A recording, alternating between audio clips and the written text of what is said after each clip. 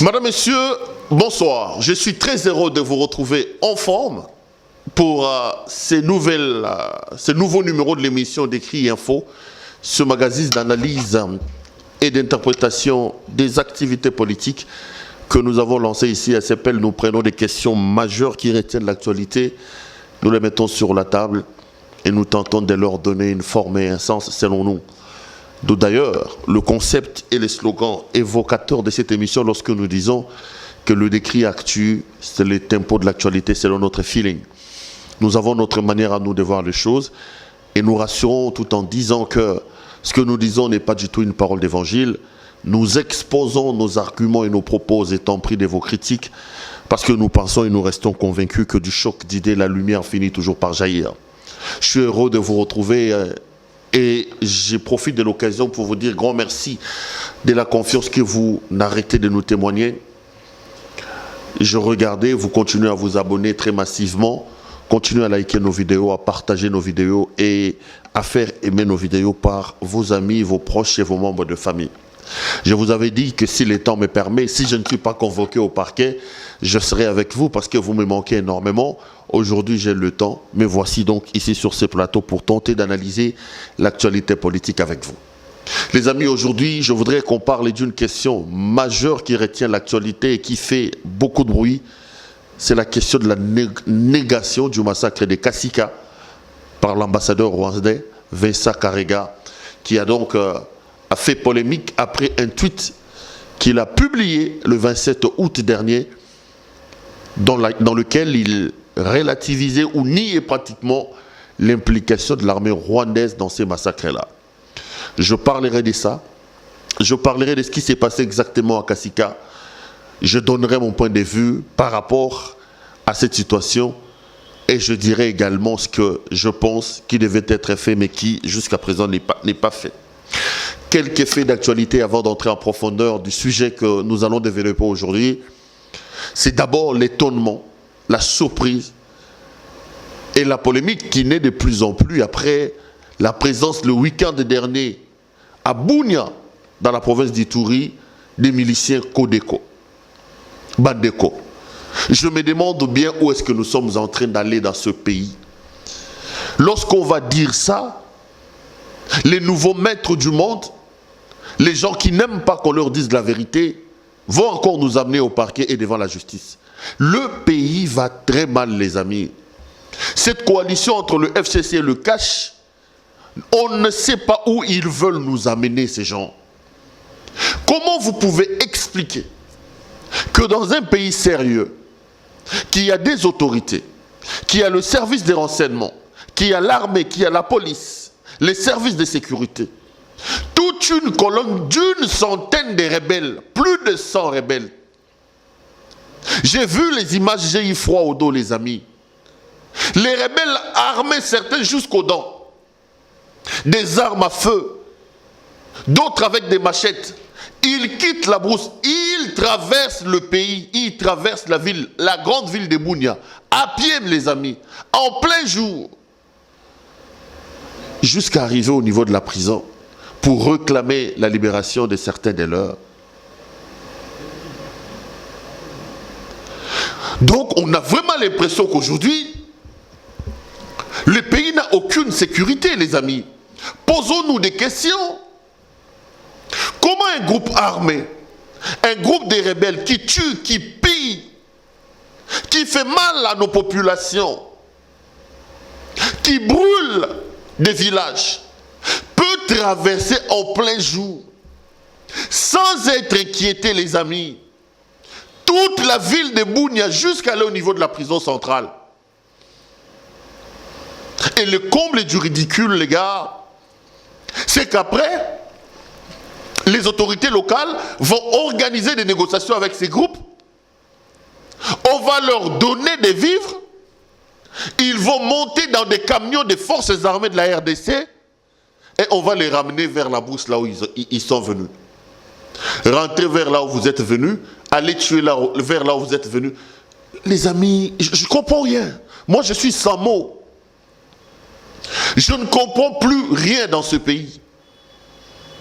Des gens qui nous tuent, des rebelles des gens armés, ils peuvent se permettre en plein jour, sans peur, traverser une ville, les amis, créant la panique au sein de la population, Bakeiti, Bakomi pe na prison, au bail ba revendication, les autorités viennent bazu baro ba négociation bandi, au toyo ko lukablo kwa kolia, toyo ko lukablo kwa boye, toyo ko lukablo kwa boye, et puis après on leur donne à manger, on prend des camions, des FRDC, ba matisi bango, ba ke ko songisa bango sika ba utaki.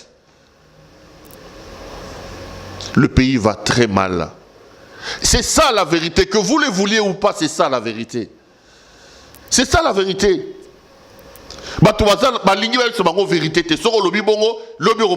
Convocation, mandat de comparution, mais le pays va mal. Comment on peut expliquer ça?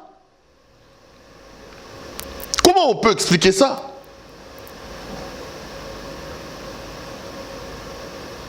Dans un pays sérieux, qui a une armée, qui a une police, qui a un service de renseignement, des services de sécurité, vous avez des rebelles qui arment à bandoulière, arment à la main, ils rentrent dans la cité, ils vont traverser une grande ville comme Bunia, ils vont aller jusqu'au niveau de la prison centrale.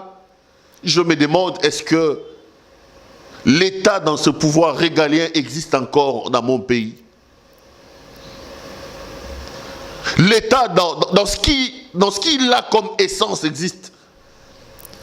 Le respect de l'autorité de l'État. Le combat, la lutte pour l'intangibilité des frontières, pour que nous ayons des frontières sûres, qui ne soient pas poreuses. La question de la sécurité des personnes et de leurs biens. Quand vous êtes dans une ville et que vous voyez une colonne, des hommes armés jusqu'à là-dedans, traverser à leur aise la ville, on se demande, mais dans quel monde on est? FCC cache, vous êtes au pouvoir. Voici des choses sur lesquelles vous devez vous attarder. Vous êtes au pouvoir. Arrêtez de nous distraire avec des guéguerres qui ne tiennent pas la route. Ils ont déplacé les débats aujourd'hui, ces gens qui sont au pouvoir, le FCC le cache. Le débat ne tourne plus sur des questions de développement. Le débat ne tourne plus sur des questions du bien-être. Le débat, c'est un débat politique. C'est tel a dit, tel a fait. Tel a dit, tel a fait. Le pays tourne au gré d'humeur et des conflits entre le FCC et le cache. Ils ont détourné l'essentiel de l'attention des Congolais. Les gens sont plus focus aujourd'hui sur des questions liées à la politique plutôt qu'à des questions existentielles, à des questions liées aux besoins primaires de la population. C'est pourquoi ils sont arrivés au pouvoir. Ce n'est pas la première fois que je l'ai dit, les amis. Le pays va très mal. Et chaque jour qui passe, la coalition au pouvoir nous montre ses limites. La coalition au pouvoir nous montre de plus en plus ses limites. Ce mariage contre nature entre le FCC et le cache, je l'ai dit les amis, ce n'est qu'une répétition, nous amènera nulle part. Nulle part, alors nulle part. On est dans un pays où aujourd'hui, vous pouvez être rebelle, vous prenez vos hommes, vous êtes armés, vous entrez en pleine ville, vous traversez la ville sans un coup de feu, sans être inquiété par l'armée, par la police. Et à la fin, vous réclamez, on vous donne à manger, on vous donne même les moyens de déplacement pour que vous rentiez vers là où vous faites des dégâts. L'État a perdu de son essence comme État. L'État a perdu de son éclat. Et je suis sûr que le maréchal du Zaïre, Mobutu Sese Seko, là où il est dans sa tombe, il se retournait alors à une vitesse extraordinaire lorsqu'il voit ça. Parlant de Mobutu d'ailleurs, je rappelle qu'aujourd'hui c'est l'anniversaire de sa mort. Cela fait exactement 23 ans que Mobutu nous a quittés. C'était donc aujourd'hui le 7 septembre 97 que le maréchal du Zaïre avait été et que le maréchal du Zaïre est décédé. laissant derrière lui un grand chaos, parce qu'après, déjà en 98, nous aurons une guerre où il y aura plus d'une dizaine de militaires ici chez nous, de pays étrangers, et d'où partira d'ailleurs le massacre des Kasika que je voudrais évoquer aujourd'hui. Les amis, je vous ai dit au départ de cette émission que je vous propose aujourd'hui qu'on fasse une lecture de la situation du massacre des Kasika, de la polémique et des débats qui a eu lieu autour du tweet de l'ambassadeur du Rwanda en République démocratique du Congo. De quoi s'agit-il exactement? C'était le 24 août 1998. Nous sommes un lundi. C'était un lundi. Kasika, dans la chefferie de Luindi, territoire de Mwenga, nous sommes dans la province du Sud Kivu, se réveille sur un bain de sang extraordinaire. L'horreur dans des villages. La nuit, des hommes armés, que beaucoup disent être l'armée rwandaise. Quand vous lisez les rapports mapping des Nations Unies, le Rwanda est mis en accusation dans ces massacres-là. Ils vont rentrer dans ces villages-là des Kasika. Aujourd'hui, la plupart des rapports publiés sur la question parlent de près de 1000 morts. L'étude qui a d'ailleurs amené l'ambassadeur rwandais à réagir parlait de 1100 morts. Mais j'ai jeté un coup d'œil avant de monter sur ces plateaux sur le rapport des Nations Unies. On parle de 853 morts au minimum. Des populations inoffensives. Des gens sans armes qui ne représentaient aucun danger. Pour s'aimer la peur dans le cœur des gens, les armées d'occupation de cette époque, notamment le Rwanda de Paul Kagame, ont décidé de massacrer les gens. On massacrera beaucoup de personnes. Et parmi les morts, il y a même le Mwami François Moubeza, qui a été tué. Lui, sa femme qui était enceinte des jumeaux, tuée.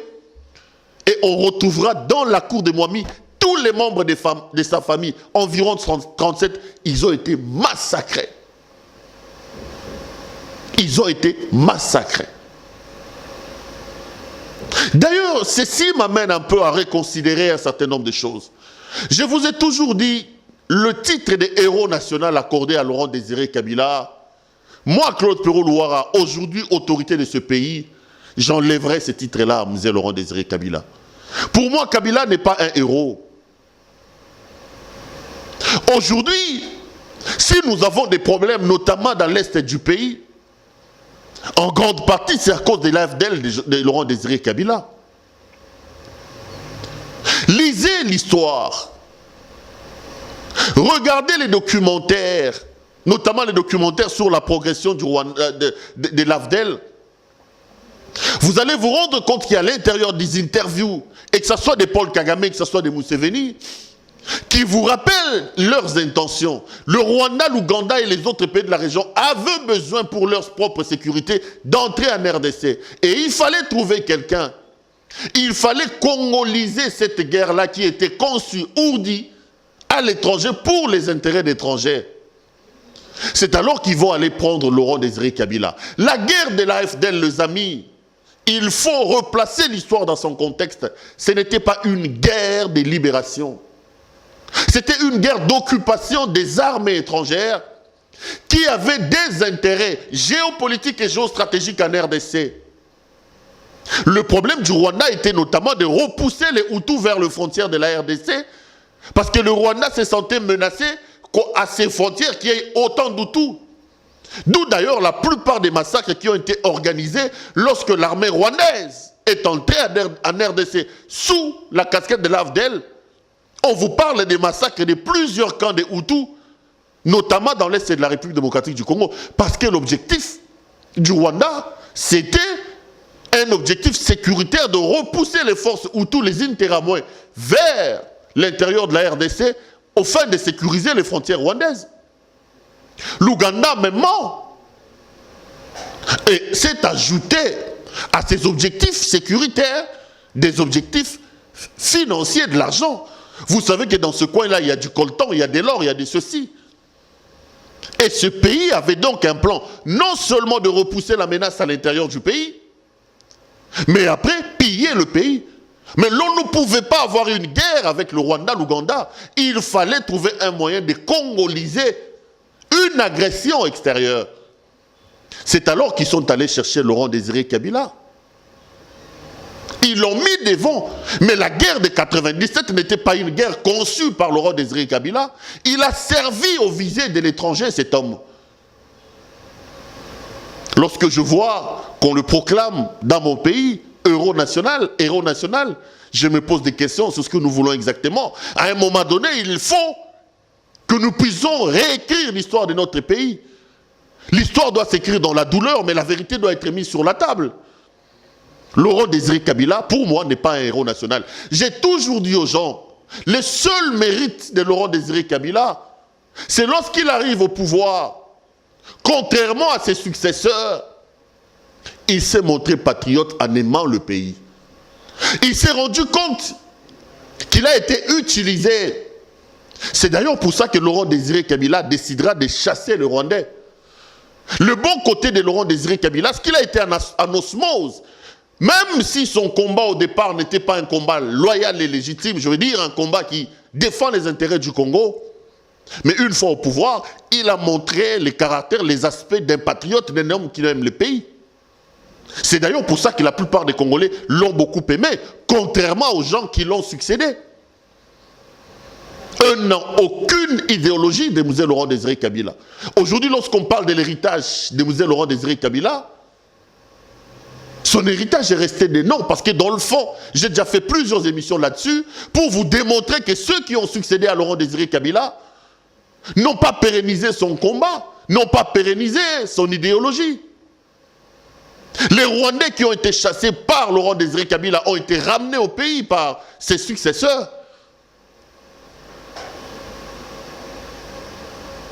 Aujourd'hui, ceux qui nous ont coupé le courant à Inga, ceux qui étaient là à l'époque du RCD, lorsqu'on parle des massacres de Kasika, ils sont aujourd'hui au pouvoir. Ce sont les hommes forts de ces pouvoirs, les piliers du pouvoir des successeurs de Laurent Désiré Kabila. On réécrira l'histoire de ce pays et on va enlever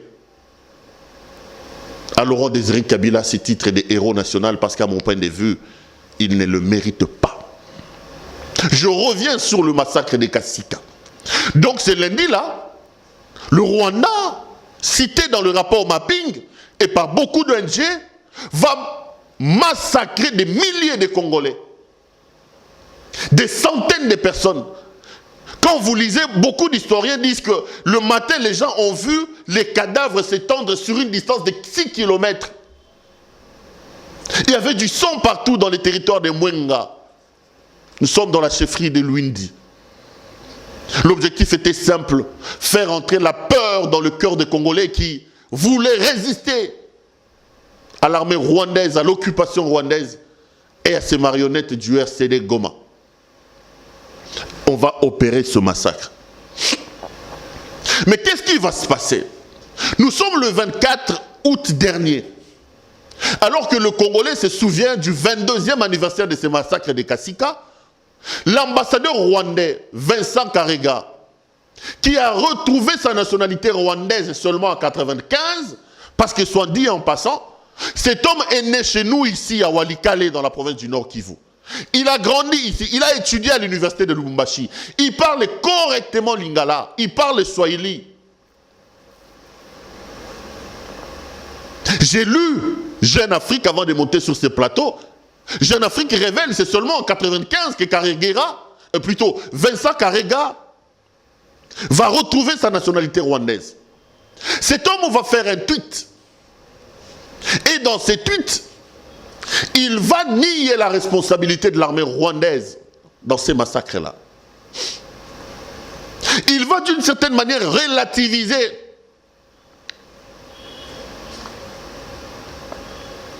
l'ampleur de ce massacre-là. L'affaire a fait polémique.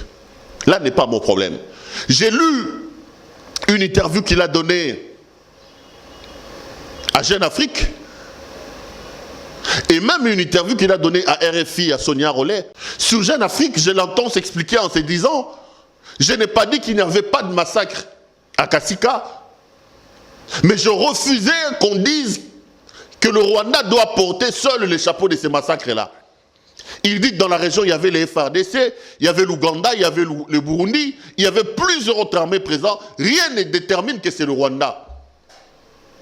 Et là où je le trouve encore arrogant, quelque part, il dit, quand on lui pose la question sur le rôle du Rwanda dans ces massacres, il dit, cette question-là, je vais les répondre où? La question ne se pose pas. Si les Mamping, le rapport Mamping voulait une fois de plus nous poser la question, le Rwanda étudiera selon ses intérêts ou pas, s'il doit répondre ou pas. On sent un certain orgueil dans le cœur de cet homme-là. J'en viens au fait et je commenterai après. Donc, Vincent Karega va relativiser ce massacre-là. Il va dire que l'armée rwandaise n'était pas seule, tout ça, tout ça. Et l'affaire crée polémique, les amis. Moi, ce qui me fait mal, ce qui me chagrine, les amis, c'est le silence des autorités de la République démocratique du Congo. Je me demande où nous sommes en train d'aller, nous, dans ce pays. J'ai vu qu'après le débat sur la polémique liée à la déclaration de Vincent Karega, il a été reçu par le président de la République. J'ai entendu le ministre de la Communication, Jolino Makelele, interrogé sur Top Congo. Lorsqu'on lui pose la question, il dit beaucoup de choses se sont dites. Et ici n'est pas le lieu d'évoquer ça parce que c'est diplomatique. Aucune communication, aucune déclaration de notre ministère des Affaires étrangères. Mais hier, le gars, les gens sont allés manifester devant l'ambassade du Rwanda. Ils ont été gazés. Mais hier, Paul Kagame, lui, président rwandais, a haussé le ton sur le tweet de M. Karega. Kagame a dit, ceux qui manifestent devant notre ambassade au Congo sont contre le bon fonctionnement et surtout l'état des bonnes relations que nous avons avec le Congo. Rwandais qu'il est, loin de Kinshasa où il n'y a pas la polémique, Kagame pense qu'il est utile d'hausser la voix et de parler sur la question une question qui se déroule ici chez nous à Kinshasa. Il dit que nos relations sont au beau fixe et ceux qui manifestent devant notre ambassade veulent tordre ces relations-là. Paul Kagame estime que pour l'opinion, pour son peuple, il doit dire quelque chose. Ici chez nous, là où on a tué les gens en 98 à Karega, et plutôt à Kasika. Ici chez nous, là où les jeunes de Lucha ont été gazés, silence radio, les amis. Silence radio de la part des autorités. Aucune communication, aucun communiqué du ministère des Affaires étrangères. Aucune déclaration de la primature. Nous avons un premier ministre qui ne dit rien. Il est là pour pondre les communiqués lorsqu'il s'agit de la guerre FCC Cash. Là, vous entendez Ilunkamba par l'entremise d'Albert Lieke. Mais lorsqu'il s'agit de questions majeures, de fierté nationale, les amis, c'est silence radio. Silence radio à la présidence de la République, alors qu'il y a un service de porte-parole là sur place. Kagame, lui, a réagi sur ce qui se passe ici chez nous. Il a réagi sur ce qui se passe ici chez nous. Boké tu premier à l'Obara, tu as appelé Plénini, tu as peuple, tu as appelé Plénini. Qu'avons-nous fait au bon Dieu pour être comme nous sommes là? Nous avons la chance d'avoir le Congo comme pays, les amis. 2 345 000 mètres carrés. Nous avons une faune, des flores extraordinaires. Nous sommes traversés par des eaux que les autres envient. Nous avons tout, un sol et un sous-sol riches. Nous sommes bénis. Nous avons la chance d'avoir ce pays comme pays. Mais le Congo, lui, a la malchance de nous avoir comme peuple. Nous sommes chanceux d'avoir le Congo comme pays. Le Congo a la malchance de nous avoir comme peuple. Insensible, avec des autorités qui ne veulent pas faire entendre la voix du pays. Lisez les livres de Moutinga lorsqu'il parle de la République des inconscients. Il vous démontre l'inconscience dans laquelle nous baignons. Et apparemment, ce n'est pas prêt à s'arrêter aujourd'hui. Paul Kagame a parlé. Les amis, vous pouvez tout dire. Mais nous ne pouvons pas aujourd'hui imposer à l'ambassadeur rwandais, quelqu'un qui représente les intérêts de son pays ici chez nous, de pouvoir accepter que le Rwanda a assassiné des Congolais à Kasika. La négation des crimes, la négation du génocide, la négation des massacres, lorsqu'il s'agit d'une armée étrangère, n'est pas seulement l'apanage du Rwanda. Jusqu'à aujourd'hui, la Turquie n'a jamais accepté le génocide arménien. Il y a des massacres, il y a eu des massacres de l'Empire ottoman. Rappelez-vous, nous sommes en 1915 et 1916, lorsque l'Empire ottoman décide d'exterminer les Arméniens. Jusqu'à aujourd'hui, il y a des gens qui refusent l'Holocauste avec les Juifs. Il y a la négation de l'Holocauste. Les théories négationnistes existent un peu partout. Vous ne pouvez pas demander à un bourreau, quelqu'un qui a fait du mal, à reconnaître son mal.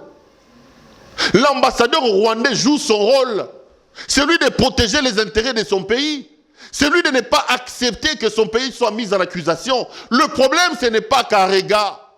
Le problème, ce n'est pas le Rwanda. Le problème, c'est nous, les amis. Le problème, c'est nous.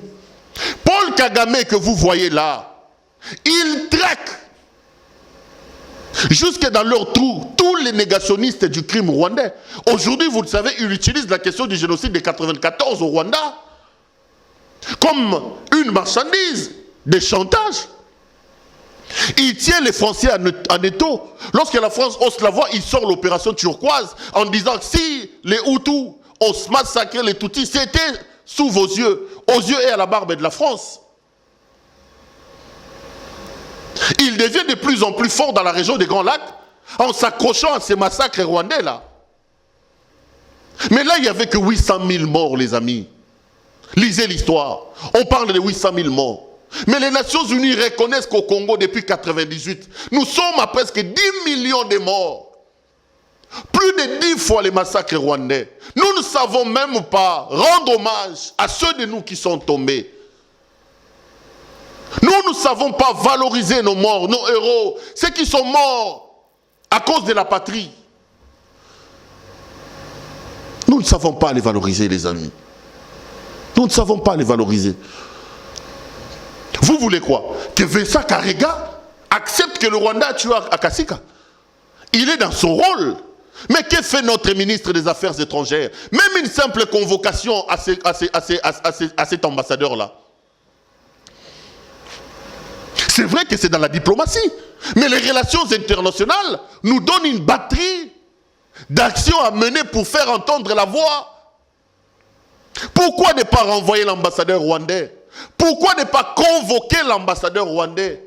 Même une simple convocation, c'est aussi une procédure reconnue au niveau des relations internationales pour contester. C'est exactement ça le problème, les amis. Le problème, ce n'est pas le Rwanda. Le problème, ce n'est pas Vincent Karega. Le problème, c'est nous. Le problème, c'est nous. Nous ne savons pas ce que nous voulons. Et ce qui fait mal, je vois des Congolais sans armes, avec des banderoles, manifester devant l'ambassade du Rwanda. On va chasser les gens, la police va venir avec des gaz lacrymogènes. Et le Rwandais là, Vincent Karega, est en train de se promener calmement. Il n'a pas été convoqué au ministère des Affaires étrangères. Il n'y a aucune procédure pour l'expulser. Paul Kagame nous dit, n'allez pas manifester parce qu'en manifestant, vous restez de tordre le cou aux bonnes relations que nous avons avec le Congo. Au Congo ici, où se passent les problèmes, où il y a des massacres, les amis, personne n'ose la voix, personne ne parle. Pas de déclaration officielle. Rien, silence radio, les amis. Bienvenue à la République des inconscients. De Modeste Mutinga Mutishai. Mosengo, lui, il explicite encore un peu plus bien lorsqu'il parle de la République des médiocres. Et avec ces mots, Boketu nous demande, nous sommes quel genre de peuple? Nous sommes quel genre de peuple? Je pense sérieusement que si on était sérieux avec nous-mêmes, il fallait qu'une procédure internationale basée sur la diplomatie et les relations internationales soit enclenchée par rapport à Vincent Karega. Ceci permettrait non seulement d'avoir bonne opinion sur le plan de l'opinion nationale, parce que la question du Rwanda est une question sensible. Beaucoup de Congolais se sentent trahis dans leur âme. Le Rwanda nous a humiliés plusieurs fois. Nous nous sentons humiliés par ces petits pays rwandais. Le Rwandais ici qui nous respectait. Tout ce qui concerne nos relations avec le Rwanda est une question sensible. Et rien que même pour la consommation de l'opinion publique, pour la gestion de l'opinion publique nationale, nous avons des autorités qui pouvaient, ne fût-ce que pour besoin de consommation de l'opinion, pour besoin d'assurance, hausser la voix par rapport à ce que Vincent Karega a dit. Même si on n'arrive pas à la rupture des relations diplomatiques, mais on pouvait ne fût-ce que le convoquer. C'est une procédure. On pouvait même l'expulser. En l'expulsant, ça ne veut pas dire que nous sommes en train de rompre nos relations avec le Rwanda. Encore faut-il nous dire qu'est-ce que ces relations-là avec le Rwanda nous apportent. Parce que tous nos malheurs dans l'Est de la République démocratique du Congo proviennent du Rwanda.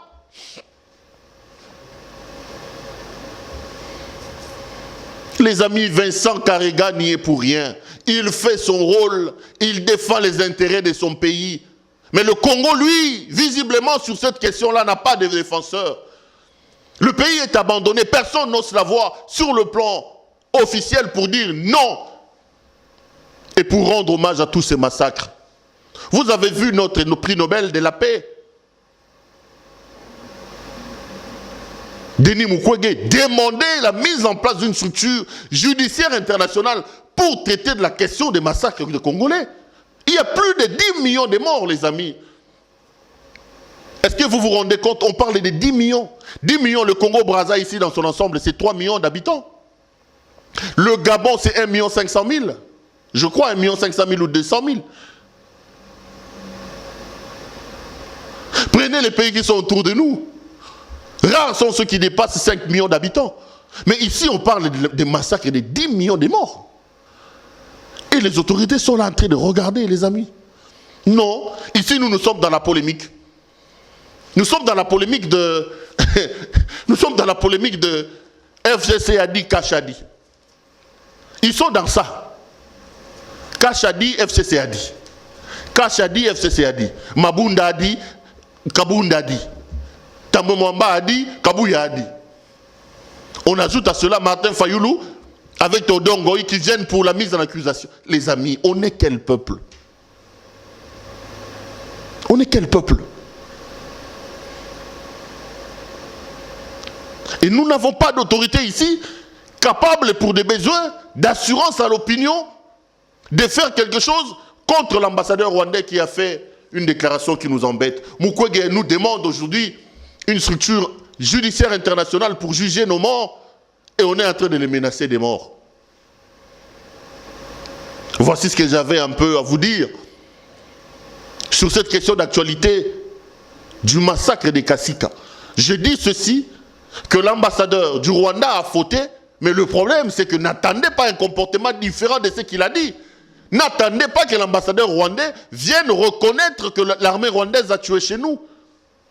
La négation des crimes, il n'est pas le premier à le faire. Je vous donne l'exemple de la Turquie, à l'époque Empire ottoman, qui allait assassiner des Arméniens.